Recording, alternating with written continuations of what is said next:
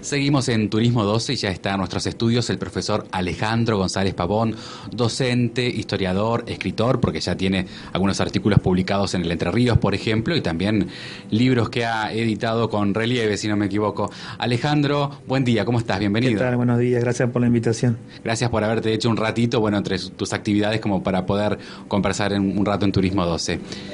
La primera consulta que nos surgía al iniciar el programa era: ¿se puede hacer turismo en un cementerio? Claro A veces decir, bueno, es un poco contradictorio, o hay gente que te dice, no, ni loco, eso no, ¿cómo? Mira, yo tengo esta regla que me parece que es práctica para cualquier tipo de turista, de toda edad, ¿no es cierto? Cualquier turista, al lugar que vaya, tiene que visitar 3 lugares. La iglesia del lugar, el museo y el cementerio. Me parece que eso es fundamental. Se resume un poco la historia de la ciudad quizás en esos 3 sitios, ¿no? Exacto, y más el cementerio yo lo defino como, en algunos lugares lo ponen como museo a cielo abierto, yo lo pongo como que es el ADN de los pueblos y las ciudades. ¿Y por qué? ¿Cómo convencerías a alguien que decir, no, yo ni loco voy a un cementerio a hacer turismo, a recorrerlo, solamente voy a llevar flores a un familiar y listo, no me interesa otra cosa? ¿Cómo tratarías de convencerlo? Yo creo que hay que abrir un poco la cabeza, ¿no? Y empezar a preguntarnos, por ejemplo, vamos transitando por el casco histórico de la ciudad. Se llama, suponte, Martín Reibel, la calle, ¿no? Tenemos una calle en Colón que se llama así. Sí. Entonces, comenzar a preguntarnos, ¿quién fue Martín Reibel? ¿Qué hizo esa persona en vida para que hoy la ciudad lleve una calle con su nombre? ¿Dónde está? Entonces, bueno, ahí comenzar a hacer esa relación, ¿no es cierto? Casi el 80%, te diría yo, de las calles que son de Colón, las personas que le dan nombre descansan en el cementerio, ¿no? Y a veces los propios residentes de una ciudad no saben quiénes son. Exacto. Porque por ahí, bueno, el turista viene, conoce cuando es una persona que fue presidente, por ejemplo, y lleva el nombre de una plaza, pero no los locales. Exacto. Llama la atención a veces algunas biografías, ¿no es cierto? O si no, también la forma en la que han fallecido estas personas, ¿no? Trágicamente en algunos casos, que a veces los datos reales o biográficos se pueden llegar a transformar en mitos o leyendas, ¿no? Como en el caso del Padre Cot, ¿no?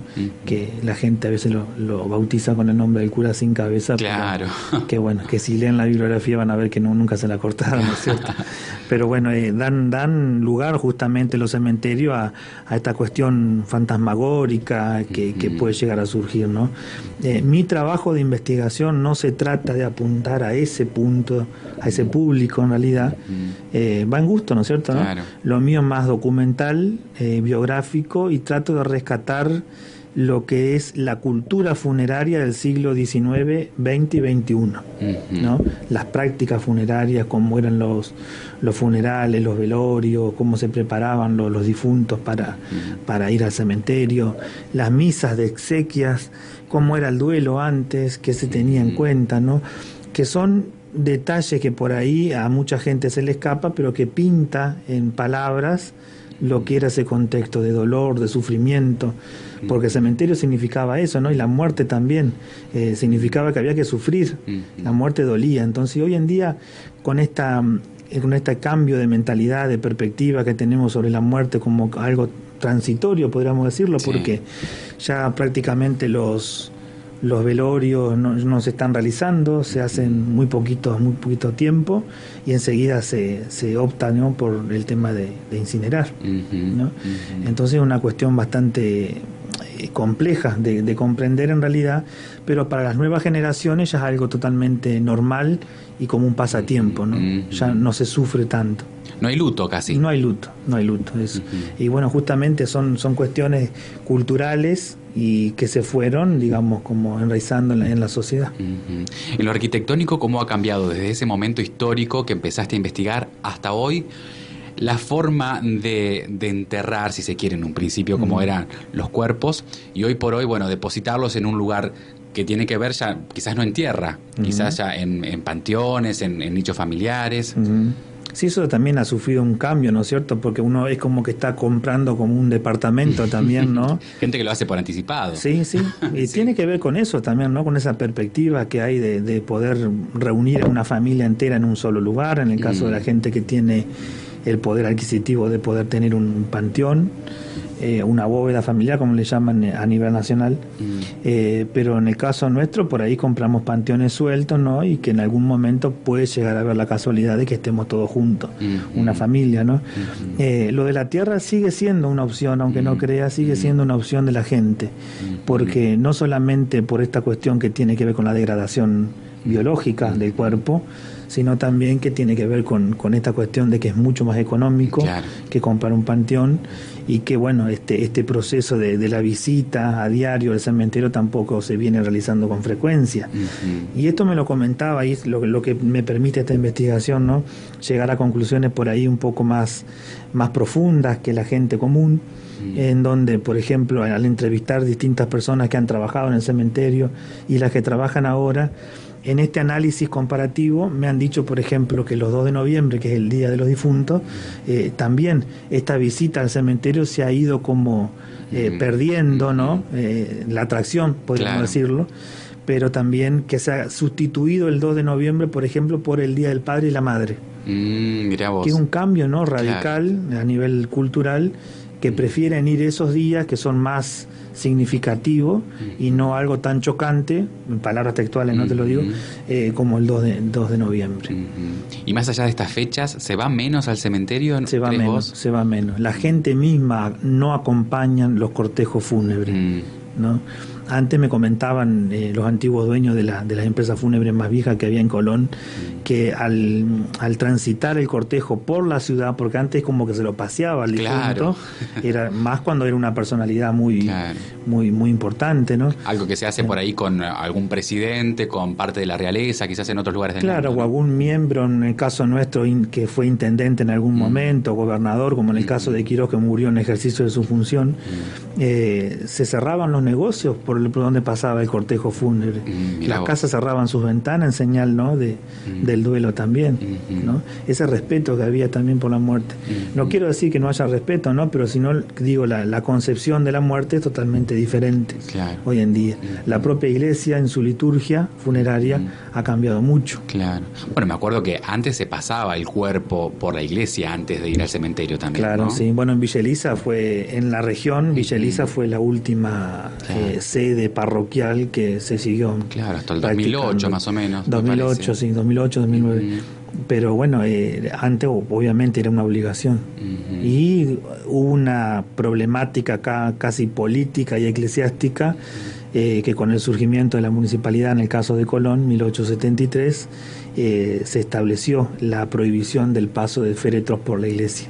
Por una cuestión que venía no solamente por una decisión política local y provincial, sino nacional, una cuestión de salud, ¿no? Por esta contaminación que se puede llegar a generar o propagación de enfermedades. Y el cementerio propiamente dicho, ¿en qué se inspiró? ¿En qué lugares del mundo, por ejemplo, en cuanto a su arquitectura, al modo de confeccionar una placa o al modo de diseñar una cruz, o en fin, el tipo de florero, todo lo que requiere una tumba?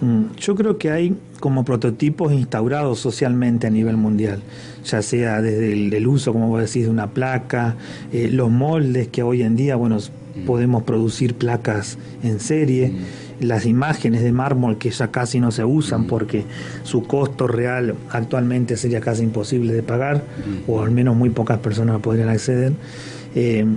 Es bastante particular, ¿no es cierto? Yo hace poco publiqué un artículo justamente en Diario Entre Ríos sobre la biografía de Julio Ferrari, que fue uno de los antiguos marmoleros que hubo en la región. Hablo a nivel regional porque, digamos, no había tantas personas dedicadas a este mismo rubro. Y Julio Ferrari se fue el encargado de hacer casi, te diría yo, el 80% del principio del siglo XX de las tumbas que existen en el cementerio de Colón, San José, Villa Elisa y Oker. Y te lo digo a esto no porque haya un catálogo que así me ayude a atestiguarlo, sino porque cada tumba tiene su firma. Y la foto misma también del difunto lleva la firma de Ferrari, hermano, ¿no? Y bueno, justamente al no haber un catálogo, esto me obliga como investigador a tener que recorrer el campus. Una por una. Sí o sí, Claro. una por una. Y yo te puedo asegurar que al comparar la fotografía una vez que voy tomando, yo muchas veces no me doy cuenta, pero cuando llego a mi casa descargo, ¿no?, la foto para poder comparar. A veces parece la misma lápida, pero no es la misma. Son similares en su forma, pero tiene un detalle que la identifica una de otra. Claro. Porque eran hechas completamente a mano, con un torno mecánico, pero completamente a mano. No había moldes. Y miembros de una misma familia, por ejemplo, ¿se usaba que empleen o contraten una arquitectura similar en su placa? Sí. Más si hablamos, por ejemplo, de un mausoleo, ¿no? Una bóveda familiar. Es una cosa muy interesante también, no solamente para los que investigamos la parte histórica, sino me parece que para arquitectos, por ejemplo, el cementerio se puede transformar en un epicentro de estudio muy, muy profundo, ¿no? Que puede ayudar a hacer tesis y demás para poder profundizar en este aspecto, la cultura fúnebre, el arte funerario. Hay distinta, por ejemplo, arquitectura fúnebre que tiene, digamos, simbología masónica o simbología egipcia, ¿no? Y cada cosa tiene, cada elemento que aparece ahí en la arquitectura tiene su significado. Por ejemplo, algunos que nos puedas mencionar como para graficarnos. Y tenemos, por ejemplo, uno de los más usados es la clepsidra alada, que es como un reloj de arena o agua, puede ser, que en algunos casos puede tener alas o no, ¿no? Eso es símbolo del tiempo, ¿no? El paso del tiempo que se va volando, ¿no? O en algunos casos tenemos, por ejemplo, los ángeles, arcángeles y querubines. Son tres tipos, ¿no?, de representaciones divinas, que en algunos casos los ángeles pueden estar con sus alas en forma de descanso, es decir, pegadas al cuerpo, otras que pueden estar abiertas, que están en posición de volar, y otra que simplemente el ángel está con una trompeta esperando, digamos, el anuncio de la resurrección, ¿no? ¿Y algo puede tener que ver eso, lo de los ángeles, con la edad de la persona fallecida? No, en este caso no. Lo que tiene, el símbolo que más hace referencia a la edad es la columna truncada. Esas columnas que parecen que están rotas por alguna cuestión temporal, que en realidad son hechas así, están hechas a propósito, significa, digamos, el corte de la vida y la muerte de una persona a temprana edad. Comúnmente es muy utilizado por los masónicos eso, ¿no? Claro. Bueno, recuerdo antes incluso también se daba una pista de cómo había fallecido la persona, por ejemplo en el anuncio de un diario por radio que se decía trágicamente. Y nada más. La aclaración. Y nada más. Nada más. Claro. No preguntes, o de eso no se habla, o hasta acá te cuento. Exacto, digamos. ¿no? Porque el tema del suicidio, algo muy presente en nuestra región, ¿no? Hablo San José, Colón, Uruguay y Mayo, que más o menos son los lugares donde más se produce el suicidio. También justamente era una cuestión, como decir, mala palabra, claro, ¿no? La propia Iglesia Católica lo condenaba, no hacía el servicio fúnebre sacerdote cuando una persona se quitaba la vida. No tenía derecho a recibir esa bendición, a haberse sacado la vida y no haber sido Dios el que se la saque, ¿no? Tiene que ver con eso, ¿no? Y bueno, después también la cantidad de datos que uno puede ir tomando de los libros, tanto de defunciones que están en el archivo parroquial o de las parroquias que componen la región, como del archivo municipal, que en algunos casos pone la causa de muerte. ¿Ah, sí? Muerte natural, o sea, puede ser por longevidad, por una enfermedad específica, o en algunos casos hay hechos puntuales que son trágicos, ¿no? El tema del tifus, la tuberculosis, herida de bala en cráneo, cáncer de lengua, de pulmón. Son algunas de las enfermedades, digamos, que aparecen más nombradas en los libros y que están trabajadas en esta investigación que estoy haciendo, ¿no?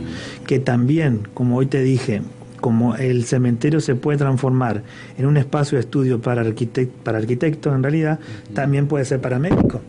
Sí, porque si uno analiza, ¿no es cierto?, justamente las causas de muerte de las personas en el primer siglo de vida, sería un tema muy interesante de abordar. Ojalá que alguien nos esté escuchando, ¿no? Y que sea como un punto de inicio, ¿no? De una investigación. ¿Y hay un buen registro de todo eso? ¿Desde qué año más o menos? El registro del libro del cementerio arranca en 1907 en adelante. Debería haber otros libros anteriores, porque hubo otro cementerio, te voy a contar un poco la historia, pero bueno. Arranca el municipal actual en 1907. Sí. Si bien el cementerio que estamos ocupando se inauguró en 1891, El libro más viejo que tienen hoy en día en uso es de 1907. ¿Y qué nos puedes anticipar de tu libro?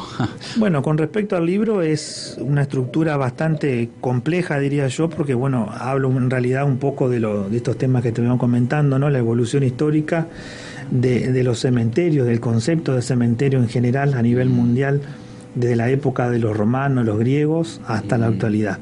Van a encontrar el lector una evolución histórica explicada parte por parte, a qué le llamamos una cripta, a qué le llamamos una catacumba, para poder interpretar la realidad actual, ¿no es cierto? Toda una terminología específica de la época y de los cementerios. Todo funerario, ¿no? Todo funerario, que está relacionado con un poder adquisitivo por un lado, con contextos específicos por otro, por creencias, por cuestiones culturales, sociales, ¿no? Pues te digo, un poco hablar de los romanos, de los griegos, de los católicos después, la gran persecución, que mucho tiene que ver esta historia de la catacumba y demás con los santos Justo y Pastor, que son los patronos nuestros, la persecución en la cual ellos también fueron martirizados.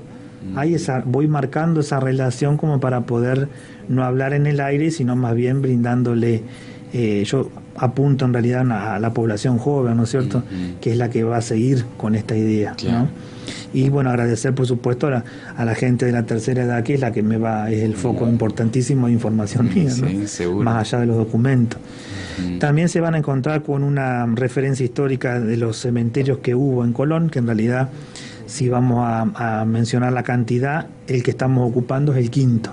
¿El quinto? El quinto cementerio. Mira. ¿No? 4 es el cuarto que hubo en la ciudad, el quinto en total.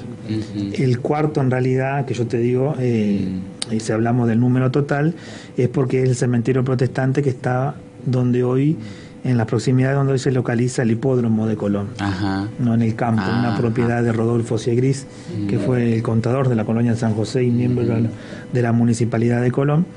Era protestante, entonces como los católicos y protestantes no se podían sepultar en el mismo cementerio, bueno, habilitó una sección de su tierra para poder sepultar a aquellos primeros protestantes. Claro. Bueno, esa es otra diferencia que hoy en día no se da. No se da, gracias a Dios, digo yo. Claro. El cementerio actual, que se inauguró en 1891, ya se inauguró como cementerio público. Así que no vas a encontrar esa diferencia laico, de los digamos, protestantes por un lado y los católicos por el otro. Claro. Es bien laico, sí. Sí, hubo un tiempo en donde los que se suicidaban se sepultaban en un sector, los niños en otro y después la gente común en otro lugar, ¿no? Eso sí se mantuvo durante mucho tiempo, pero con el Concilio Vaticano II, a partir de la década de 1960, se va a romper esta diferencia y todos se van a poder sepultar en el mismo lugar. Y te pregunto, antes de seguir enumerando cómo va a ser el libro, cómo está organizado, sí. ¿Qué fue de esos otros cementerios? Solamente quedaron escritos algunos de ellos y otros solamente se sabe por conocimiento popular. El primero, sobre todo, por ejemplo. El primer cementerio que se lo conoce históricamente como el cementerio de la peste, que fue prácticamente una fosa común que se hizo en Colón, en donde bueno, se depositaba la cantidad de población que fallecía justamente por esta razón de la peste. Estoy hablando entre diciembre de 1867 y febrero de 1868. Y en ese lapso de tiempo, son 3 meses prácticamente, que la población de Colón se redujo en un gran número, justamente producto de la peste. Hace muy poquitos tiempos, muy pocos años que Colón se había fundado, en el 63, y que le llegue una peste así de golpe, imagínate, claro. O sea, no estaba preparada la población para eso. No solamente Colón, Uruguay, San José también. Y después esa peste también se va a convertir en la famosa fiebre amarilla en el 71, que va a generar, digamos, un gran porcentaje de mortandad en la propia ciudad de Buenos Aires, ¿no? Surgimiento del cementerio de la Chacarita. Mira vos, como todo tiene que ver con todo. Exacto. Bueno, y este primer cementerio se localizaba en lo que son las actuales calles San Martín y Salta, donde mucho tiempo hubo una estación de servicio. Sí. Ahí hoy hay un salón de fiesta entre el salón y la estación, justo en la esquina, en ese sector prácticamente. Algunos pocos testimonios escritos son los que atestiguan que ahí estaba. Muy cercano al casco urbano, sí, si lo pensamos. Eso es lo que me llama la atención a mí justamente, ¿no? Porque, bueno, para esa zona digamos, no estaba tan habitado, sobre todo, ¿no? Porque estábamos hablando justamente poquitos años de haberse fundado Colón. Pero bueno, ese fue el primer cementerio. El segundo cementerio estuvo en el patio de la parroquia, muy cercano a la canchita de fútbol, pero solamente era para párvulos, ¿no? Que indagando en esta investigación, bueno, me encuentro que en los documentos de la parroquia sí quedó registrado quiénes son, la cantidad de personas que estaban sepultadas ahí, y me encuentro hasta adolescentes de 17 años. Párvulos, digamos, en realidad son aquellos que mueren antes de cumplir el año, ¿no? Claro. Pero había gente hasta de 17 años. Mirá vos. Así que me llamó muchísimo la atención. Y en los propios templos se usaba también sepultar a algunas personas por ahí relacionadas a la Iglesia Católica, ¿no? Sí, la Edad Media, bueno, fue el boom de esto, ¿no? De la utilización de los reyes y demás. Bueno, los reyes que eran muy asociados con Cristóbal Colón y demás también ya habían tenido ese derecho. Imagínate el tiempo que te estoy hablando, ¿no?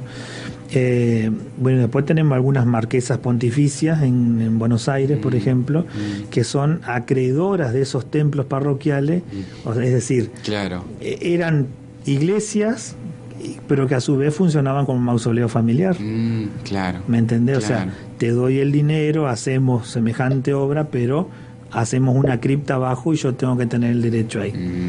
Le aclaro por ahí a la audiencia que no cualquier persona puede hacer eso, necesita una autorización del Vaticano, ¿no? Entonces, haber recibido, por ejemplo, muchas de ellas entre la década del 20 y el 60, el título de marquesas pontificias, fueron 3 que tuvimos en Argentina, le dio el derecho por testamento a ser sepultadas ahí, ¿no? Estén divorciadas o no estén divorciadas. Claro, ya estaba contraído el derecho, digamos. Sí, por haber sido, digamos, las donantes del terreno y de gran parte del material para la construcción de esos edificios, ¿no? Bueno, y acá en Colón también tenemos sepulturas en el patio actualmente donde hay algunos sacerdotes, ¿no? Las lápidas están del lado interno de la torre del reloj, vendría a ser abajo, por la parte interna del templo, pero las fosas, que son 3, se debe ingresar por el patio de la parroquia. En estos momentos hay 4 sacerdotes enterrados ahí.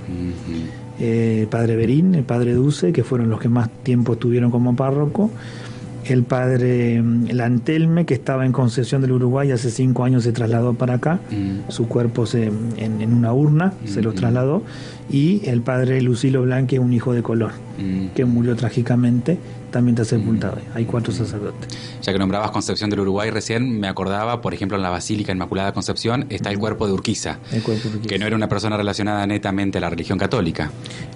En cierta forma sí, yo diría, porque tuvo muy buenas relaciones diplomáticas con la Iglesia, y yo creo que es prácticamente la única estancia, o una de las pocas por lo menos, en la República Argentina que tuvo autorización del Vaticano para la construcción de una capilla y atención de un cura. Claro, lo decía en el sentido que no había tenido un cargo, una función eclesiástica. Claro, no fue representante ni nada. Exacto. Y pero sí fue acreedor, fíjate vos, del templo actual. ¿No? Él básicamente, no sé si pagó en su totalidad, pero por lo menos gestionó la construcción de ese templo. Así que bueno, le dio también ese derecho, ¿no? Que también el paso del cuerpo de Urquiza hasta llegar a ese momento, a ese lugar, pasaron muchísimos años. Claro, y también fue una forma como de protección. Si está en la iglesia, si está en el templo, no puede pasar nada. Exacto. No. Pero si lo hubiesen puesto en el principio de los años de su muerte, no estaría ahí, digo yo, ¿no? Por las amenazas de ataque y demás. Estuvo escondido el cuerpo durante mucho tiempo. No, una cuestión bastante interesante a analizar también. Seguro. Bueno, así que bueno, La Peste, te había dicho hoy, fue el primer cementerio, el segundo el de la parroquia. Encontramos un tercer cementerio que se denominó el cementerio de la Lomita. Mira. Que estuvo en realidad localizado en donde hoy hay una estación de servicio. Si vos te pones a fijar, la historia de los cementerios están asociadas a 2 estaciones de servicio donde hubo 2 cementerios. Mira vos. ¿No? Bueno, este cementerio de la Lomita funcionó muy poco tiempo, de 1876 a 1890, fines 1890. Pero presentaba una particularidad. Su condición edáfica, o sea, la composición del suelo era arcilloso.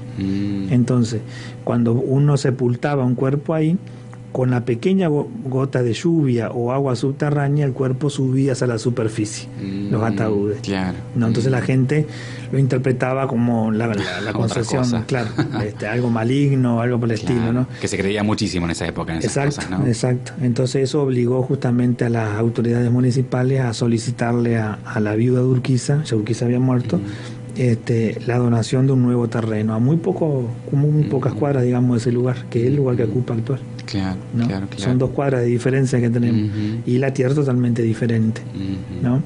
Y esta condición del suelo arcilloso no estaba escrito en ningún documento, ni siquiera en el archivo municipal, y se viene a descubrir en la década del 80, cuando esta empresa que estuvo funcionando y que fue la que construyó la estación de servicio, intenta hacer los huecos para poner los tanques de reserva, los pone y al otro día los tanques habían subido la superficie y tuvieron que atarlo.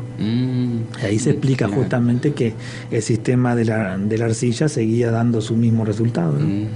Interesante eso. Sí.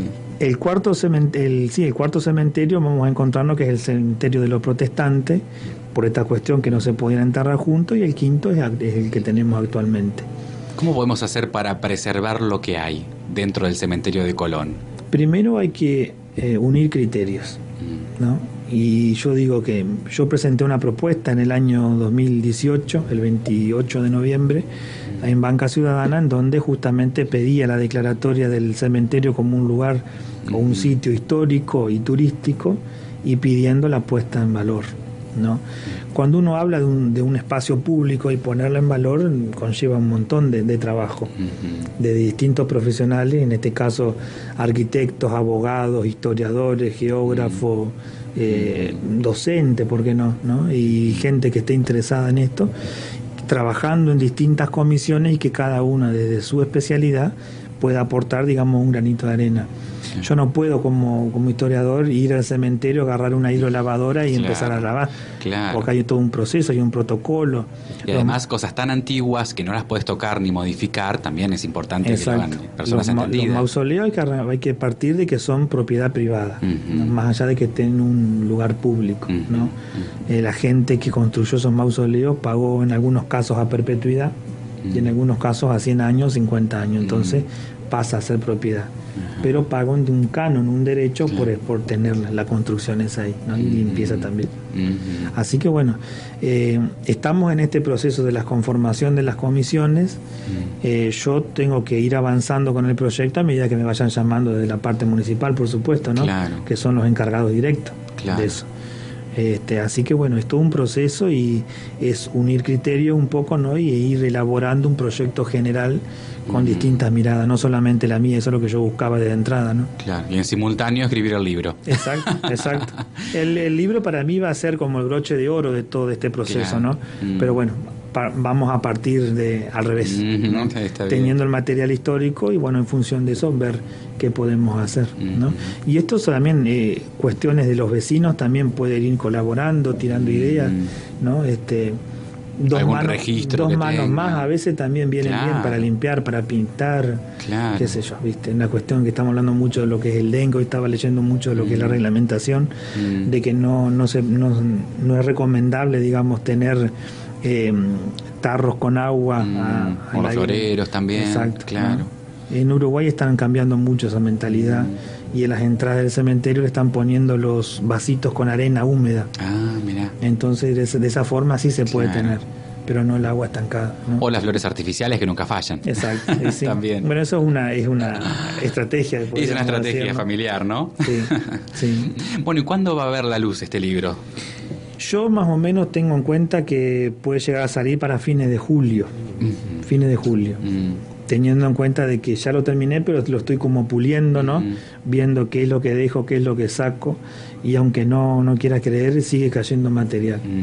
Claro, porque a medida que se va conociendo, que avanza la investigación, dice, ay, yo tengo tal dato que lo quiero contar, tengo tal registro, tengo tal objeto guardado. Una foto de mi antepasado, que es ese que está ahí, que yo hace mucho tiempo estaba buscando y no encontraba, y bueno, siguen apareciendo así. Yo agradezco mucho a la gente de Colón, porque desde el primer trabajo mío del 2016 con el libro de la parroquia, la población en general me ha abierto las puertas de una manera totalmente desinteresada y con una confianza absoluta. Así que bueno, llamo por ahí, aprovecho este medio para que todos aquellos que tengan material y que quieran que, digamos, tengan la posibilidad de salir en el libro como una cuestión de estudio, se comunique conmigo a través de las redes sociales y demás, ¿no? O a través de la escuela, que es donde me pueden encontrar, y me llamen y yo voy a hacer la casa y podemos charlar. Están a tiempo, porque después cuando el libro se imprime, listo. No, claro, sería una, no sería una pena, ¿no? Después que aparezca material y después, obviamente que uno siempre tiene como en su proyecto, ¿no? Segundas ediciones y demás, pero va a ser un libro bastante grueso en páginas, ya me dijeron otro día. Así que, pero bueno, me entusiasma más allá de la cantidad de páginas, sino que va a tener como una aplicación a las escuelas, que es lo que yo busco, ¿no? Después que trabajo toda la parte histórica, en la última sección del libro, las docentes se van a encontrar con una proyección didáctico-pedagógica, cómo trabajar el cementerio en los distintos niveles, en la escuela primaria, en la secundaria y en el superior.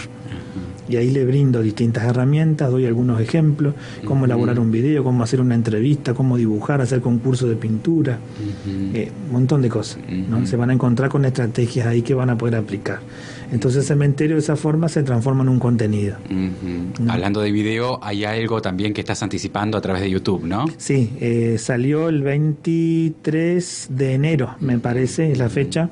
En YouTube, en mi canal, publicitamos un video que dura más o menos 23 minutos, en donde es un resumen de la historia del cementerio con los distintos aspectos que va a abordar el libro, ¿no?